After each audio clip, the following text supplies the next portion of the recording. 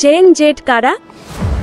1990 এর দশকের শেষ দিকে এবং 2000 এর দশকের প্রথম দিকে জন্ম নেয়া মানুষেরা। ইন্টারনেট এবং সোশ্যাল মিডিয়া তাদের জীবনের অবিচ্ছেদ্য অংশ। প্রযুক্তি ব্যবহারে অসাধারণ দক্ষ। জেন জেড এর বৈশিষ্ট্য: প্রযুক্তি প্রেমী, স্মার্টফোন, সোশ্যাল মিডিয়া, গেমিং এগুলো তাদের জীবনের একটা বড় অংশ। স্বাধীন চিন্তা: তারা নিজের মতামতের উপর বিশ্বাস করে এবং স্বাধীনভাবে চিন্তা করতে পছন্দ করে।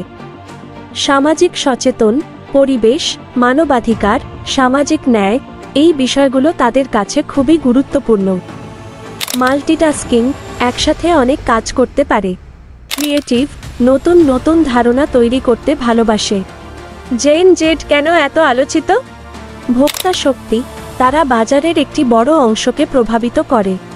সামাজিক পরিবর্তন: তারা সামাজিক নীতিমালায় পরিবর্তন আনতে চায়।